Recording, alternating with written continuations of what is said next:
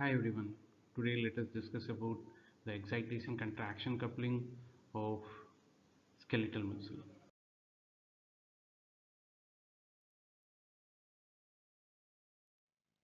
Huxley's brothers, they put forward the sliding filament theory.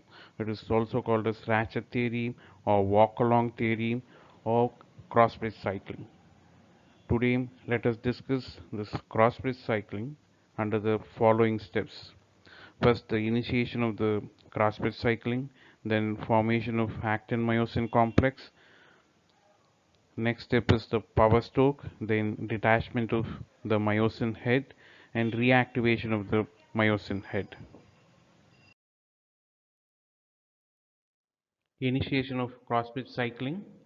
At rest, the troponin tropomyosin complex it inhibits the cross-bridge cycle as there will not be any excitation and no calcium released, so no cross-bridge cycle will happen.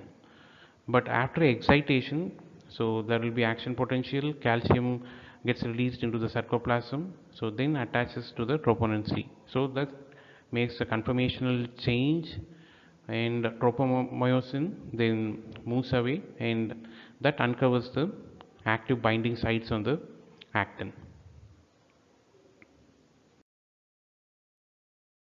And then formation of actin myosin complex, so the head of the myosin then binds with the ATP, and ATPase activity of the myosin that breaks the ATP into ADP and phosphate cleavage products, and the head gets energy and that move perpendicular towards actin and it gets attached.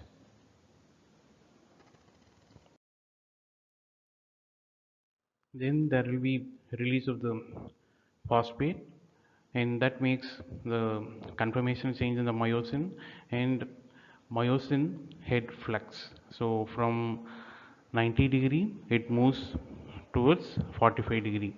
So this movement generates a mechanical force which is called as the power stroke.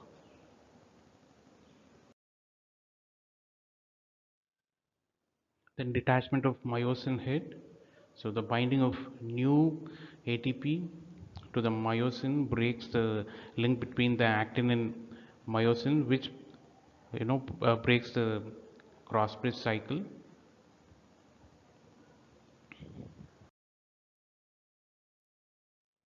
If there is no ATP present as it occurs after the death, the actin and myosin they remain in the same bond and which leads on to the rigor, which is called as rigor mortis. So no relaxation happens. And finally, reactivation of myosin head. So this bond ATP splits again into ADP and the phosphate, which again gives energy to myosin head and it gets reactivated.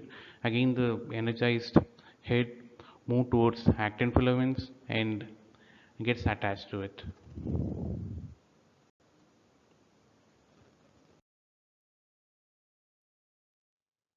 And this is how the cross bridge cycle continues and the muscle contraction happens by the formation of actin myosin complex, and also there happens a relaxation.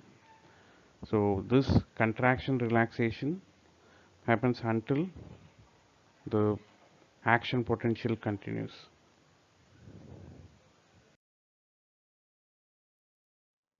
Now, how the relaxation happens? So, when there is no more excitation, no more action potential, then the after a few milliseconds, calcium pump it transports all the calcium from the sarcoplasm into the sarcoplasmic reticulum and then to the terminal systems. So the removal of calcium from the troponin, so that rotates again the troponin tropomyosin complex and that covers the active sites which uh, is binded by the myosin. So that closes the cross bridge cycle and the muscle relaxes.